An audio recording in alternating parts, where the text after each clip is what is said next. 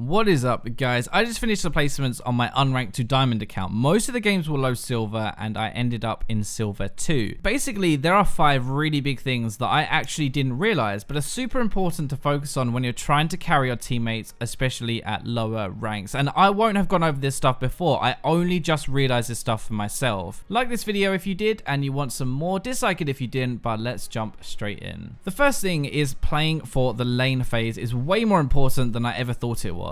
There are actually a lot of reasons why. Like, first off, chances are that at least one of your teammates is likely going to have lost their lane, so you need to come out on top to balance that out. The other thing is just attitude and team morale. Like, people get so sad, they get defeated, angry when they're behind, even when they don't need to be because they're afraid of losing. This actually affects how people play a ton. They make stupid decisions and justify it with like, well, we're behind, so we're going to lose anyway. People give up and they just start to flame each other. I do not understand that attitude at all. But if we pick better lane champions and win our lane, then people are so much more positive. They're happy, they think we're going to win, so they try hard as much as they can. In Season 6 in general, it is easier to play with a lead anyway. The game is more snowball orientated and it's pretty easy to take towers. In the games where I was ahead, I could just run around the map and take towers almost for free. They were so much better quality to play. They were more fun to play, but when I picked something more late game or just played safer, it turned into more of a babysit simulator, trying to stop my teammates from fighting each other. So that is the first thing. If you want to win games and you want to climb faster, then it will be easier when you pick champions that win their lane. Second thing is you really should not rely on anyone else, or at least not expect anything from anyone else. Maybe that's a better way of putting it. There were a ton of times where I made a play that was obvious to me, that was good to me, but nobody else followed and it ended up going wrong or just nothing happened. I think this is actually something really big for climbing. This is something you really need to start doing. If you're going to make a play, you need to make sure that even if your teammates don't follow up, even if they do nothing, it's still going to work. Like, for example, if I start a fight bot lane, I need to make sure that even if my support doesn't follow me and does nothing, I am still going to win it. Otherwise, I should not do it. That is the first half of it. Just don't do anything that you cannot do alone. The other half is just asking or telling your teammates to do something and then following them when they do it. If I said like, okay, Thresh, can you go and hook this guy? And he does, then he's already done his part I needed him for, and now I can follow up on his play. That's the way you have to think about it. Can I do this by myself? If you can, go for it. If not, then you have to wait. Ask your team to do what you need them to do, like engage or whatever. If they do it, then follow up and fight. If they don't, then you just do nothing. Now, this is a really big thing because even for me, 2 of the games I lost in my placements were as Kalista and Sivir, mainly because I was making plays using my ultimate and my team didn't want to follow me. You still want to do things, you still need to make plays, but you need to find situations where even if they don't follow up, you'll still come out on top, or at least not die. The best example I can give you is actually when I was playing Vayne. They had an Akali and I went in with my support. He had a pink ward, but he didn't use it, so I ended up dying. Yes, he needed to drop that pink ward and he should have done it, but it was my fault for relying on him using that pink so we could kill her. And in future that game, I always had a pink ward on me myself so I could do it in the fights. The next one is kind of similar actually. It will sound strange at first, okay, so bear with me, but just because you think you know the right or optimal play to make, that doesn't mean that is actually what you should do. That is a kind of weird idea, I guess. Like, if you have the correct play, then surely logically you want to do it. The problem is not everybody listens, and sometimes people get salty and don't want to play as a team. This happened a ton in my games, in my losses, in my wins, but in one of my games in particular, our top laner wanted to split push, but our mid laner wouldn't group with us on the other side of the map because, and I quote here, "You can't tell me what to do, I will do whatever I want to." So apart from her having the biggest ego in the world, just because split pushing is actually the right play and it would work, because she didn't want to do it, it's not what you should do. If someone ever refuses to listen like that, you need to group around them so they can't get caught and they're around when a fight breaks out. Another really common example is Baron. I wanted to do Baron a lot in these games. Someone always goes to farm bot lane and it's an easy take, honestly. Sometimes my team would just say no. A lot of the time they just ignored me and farmed instead or recalled or whatever. Now, instead of just starting the Baron anyway because it was the right play and I know it was the right play, I would just back off and not do it. This is another thing that happens all the time. People will push, but someone on the team isn't there. So yes, it is their fault that they aren't grouped with you, but it's your fault you still push knowing they aren't there. At the end of the day, okay, who cares who is right or wrong? We just want to win and get some LP. It's not a big dick competition, so instead of knowing you were right and being like, well, we've lost that because you didn't group, it's your fault, I'd just rather not lose in the first place. Fourth one is really big. If you only take one thing away from this video, please just let it be this. I think this is the most useful. Most people's attitude is to stop them losing rather than to win, and that is the worst thing you can do. More specifically, instead of just playing around your strengths in the team and pushing where you have advantages, people panic about the lane who is losing and rush to help them. Yes, it is nice to help a losing lane. It's nice to be that guy, but in general, when you do that, you lose the leads you have gained on the map and come out even worse.